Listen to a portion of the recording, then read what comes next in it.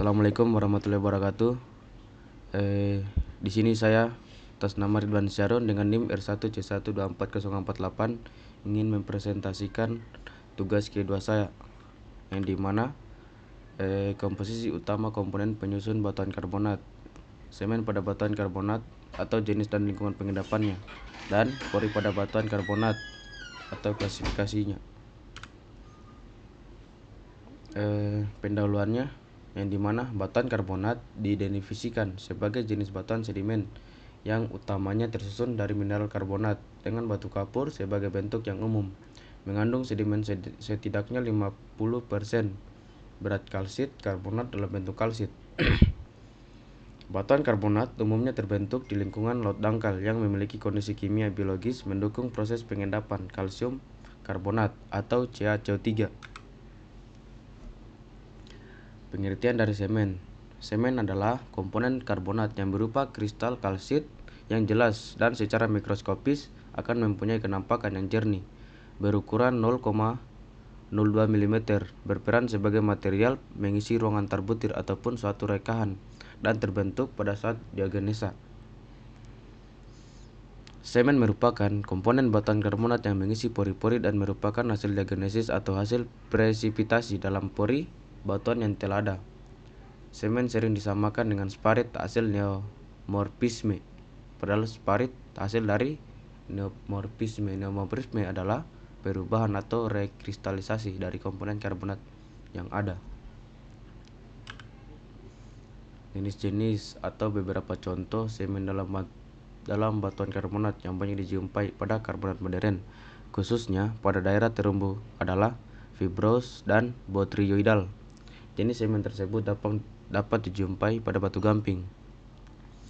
Ada gambar di samping yang merupakan kenampakan dari jenis-jenis semen dan jenis mineral pembentuk semen pada batuan karbonat. Jenis semen yang umum dijumpai pada laut dangkal, yang dimana itu ada mikrit fibrous, magnesium kalsit, aragonit. Terus ada klasifikasi porositas pada batuan karbonat yang menurut Choquette and Pry tahun 1970 yang menekankan selektivitas fabrik karena penekanannya pada hubungan antara rock fabrik utama dan porositas dan waktu pembentukan porositas.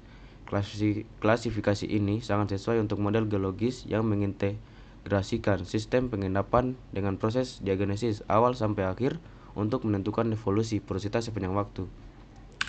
Terus ada menurut Lucia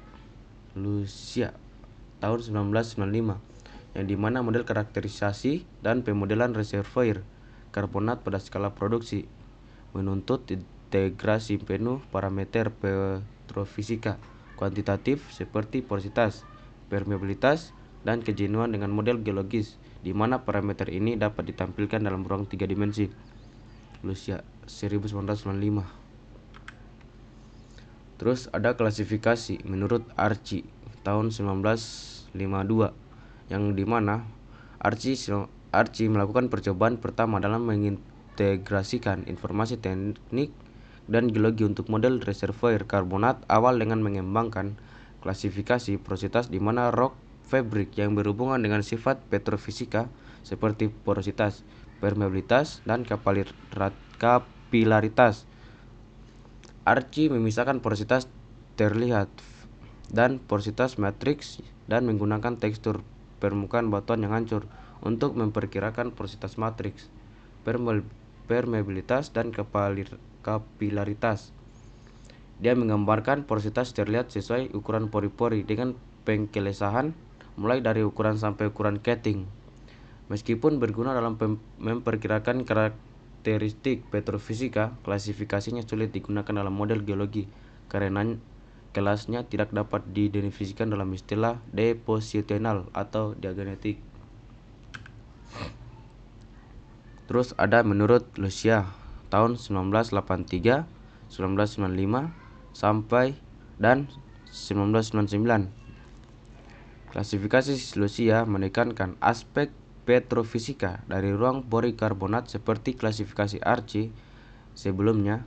Lucia bagaimanapun menyarankan agar pembagian ruang pori karbonat yang paling berguna untuk tujuan petrofisika adalah ruang pori antar butir atau kristal yang disebut porositas antar partikel, dan semua ruang pori lainnya yang disebutnya